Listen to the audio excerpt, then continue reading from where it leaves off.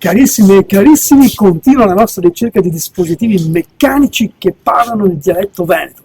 Questa volta andiamo a vedere il distributore di sigarette con la voce di Zaia. Seguitemi! Scegliere il prodotto, inserire la tessera, estrarre la tessera, inserire il contante, prendi le cicche e va fuori dei maroni. Ma come? Ma non funziona mica così, Allora, il distributore è mio e decido mi come fare.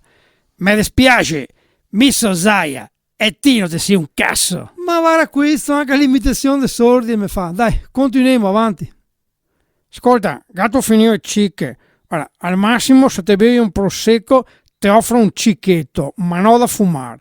Se te vuoi, al limite posso darti un vuvetto con la giardiniera. Ma roba da matti, cioè. Ascoltami, sciopà, con quel muso da monaca che te li trovi. Guarda che poi i cannoni te devono andare in Pakistan. Qua noi vendiamo mia, Ma qua i canoni, ma mi volevo il masboro. Areo, veneziano, non sta di brutte parole, Però dai, ascolta, dammi dei toscani. Ecco, per qui te devono andare da Renzi e non da me. Ma insomma qua l'unica roba che fuma sei me maroni. Ecco, bravo. Al manco te salvi i bronchi. A proposito, ti ha fatto la quarta dose? Mi no, È il Green Pass, se valido. E da che a volta? Se tu al manco un ex alpin. Ma cosa c'entra? E ora, ascolta, va a comprare cicche in osteria e bevi un gotto anche per me.